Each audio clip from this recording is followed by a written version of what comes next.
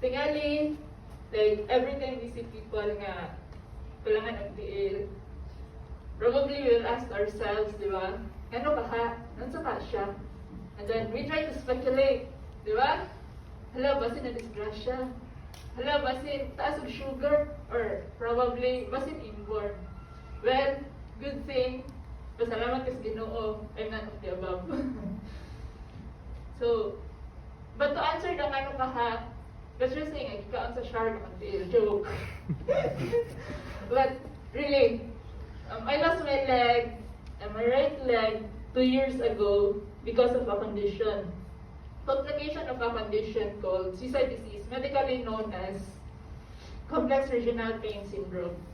So what is complex regional pain syndrome? Dili na ako siya ma-explain further, but let's just say nga, ang ako ang nerve doesn't know how to become a nerve. So, wala siya nito po. So, I was diagnosed with such when I was 17. I was then a first-year nursing student. My college life was like a cycle of mo-enroll, and then atakihan ko, and then mo-withdraw, then human mo leave na po sa school, and then enroll na po. So, kabalo si Dada na. Dada is my sister. So, kapoy kaayo, dili lang sa akong part, but especially sa ilaha. So, that was for almost 7 years. I became the batchmate ng bayan, who technically doesn't really have batchmates. So, in all those years, God's grace was so evident. The holy voice that says, "Don't give up," is just so loud that I was able to keep up and reach my senior year. Unfortunately, in 2017, when I am almost at the finish line of my nursing journey, the worst things got worsened. I started to exhibit symptoms of a full-blown CRPS. I've got weird symptoms that wasn't manifested before. We tried to reverse the symptoms and keep up with schooling. We tried to control the situation for at least a little while. But life's lesson says, dili nato dapat i-control ang mga panghitabo sa atong kinabuhi. It's not our work. So, sometimes we have to let it be. Because when we try to control, kapuyin rata, we will get exhausted. Yet, at the end, we will still end up on the same point. So, during that time, I felt like I was climbing a very steep, yet taas kayong ladder. And then when I was about to reach my destination, naatag ko galit. So, that was hard. I got troubled. I have lots of questions. I was asking the Lord of the many why. So, tinikuya gani, Pastor gani ha, nga na Lord, why you allow me to reach this far, and then maatak radikan? So, I have many why questions. I'm asking the Lord why questions, not out from a clenched fist, not because I am angry at Him or what else, but out of a searching heart. I want to know, and I needed to know. I needed to understand things. So on top of the troubled mind is a worry and fearful heart because symptoms are not getting better. Treatment after treatment. Symptoms are appearing from my right foot, going up to my leg, then eventually crossing over to my arm. That time, I was really ready to give up. But then, when I was like telling God na, Lord, if you allow me to live 5 more months, di na nakakaya. Something like that. Or a year or 2, Lord, kapoy na. Something like that. But God remained faithful. When I was ready to give up, God is just starting to prepare to fight for me. It was never me fighting, it was Jesus. So, more than a year after the onset of my condition, that was the longest and worst attack I had. So, with help of friends, we decided to seek for another medical opinion. So, I was in Bacolod with Papa Chan at that time. So, the doctor's words that time were, Di na ako siya malimtan, anak siya nga. Nagkaka-wooden foot ka na, kailangan na itong putulin. So that was 2018. Those words make me feel like, marang gasa ka o hagdan na atang dahil gitumban. So I felt like there's no way out. I wasn't ready to lose my leg that time. God knows that. So we went home and tried all other treatment that we used to have. But unfortunately, my system is not responding. To the point of getting back to oral chemotherapy. Waking up with hair in pillow without really having slept is horrible. Combing your hair and eventually seeing so much hair falling down is scary. But that season taught me so much. So to make the long story short, eventually, in January 2020, I was rushed to the ER because of bleeding GI tract. It was also then that the truth was told. We needed to salvage the leg, or else troubles will keep on coming. When I was first told in 2018 of the possibility of the amputation, I delayed the process, having hope that God will heal me. I was hoping that the Lord will save my leg. But when He didn't, did God fail my hope? Actually, wala. He never did. He healed me. He healed myself from within.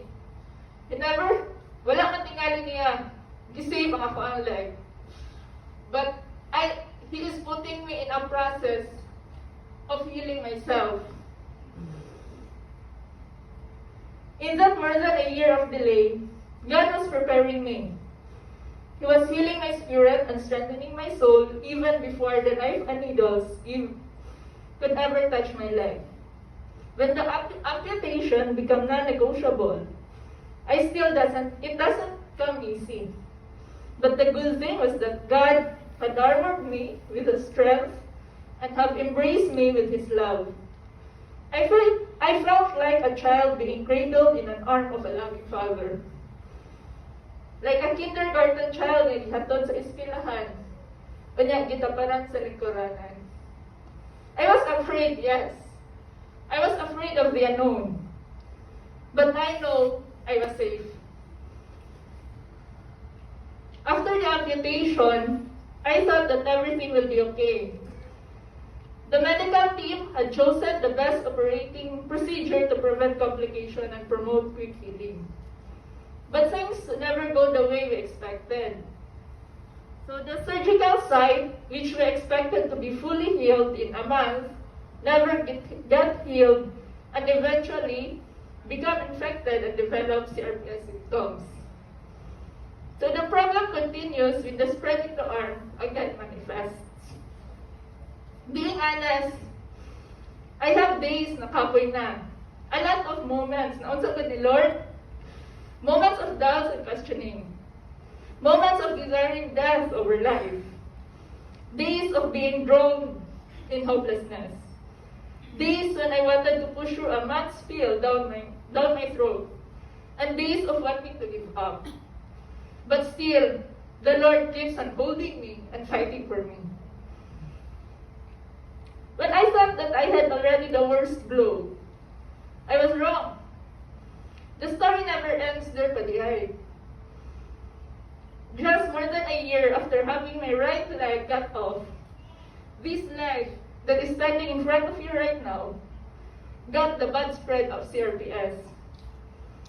For more than a year, I was totally off from taking a bath because my body is not tolerating water and was confined to wheelchair and bed. But day in, day out, the Lord never stopped showing me radiance of His love and grace that keeps me look ahead of a good day. His words that says, I will restore you, is the one I am holding onto.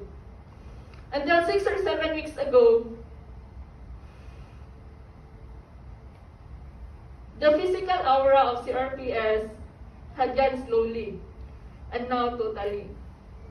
Surgical site slowly healed, and now healed for forever. Residual limb appeared healthy and clean. I was now able to tolerate bathing without causing pain or tremors for at least every other day, and is now ambulating with assistive device.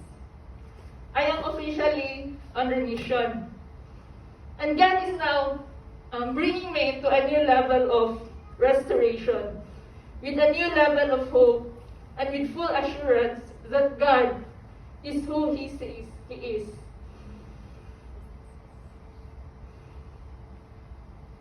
For about 12 years of having CRPS, with 5 years of long-standing agonizing pain, I have come to realize that the answer as to why God has saved us is not actually to make us happier, not even to make us healthier, or even save us from trouble. Although always He will strive for that. But God's purpose in drawing me to Himself is to make me more like Jesus. It sounds very religious, but that's true. So, ginasulti ni Pastor Gadiha, every trouble, ang purpose is to make us more like Jesus. And I suppose that is hope. The hope of heaven. The hope of being fully bestowed of His grace. The hope of being filled by the promised Spirit. And that hope is for me. That hope is for you. That hope is for us. Although I didn't choose to be a warrior of this, as I rely on Him, I guess I've been drafted into this battle. And I know that with Jesus and with every person who is around me, I know I will always win the battle. Jesus will always win the battle for me.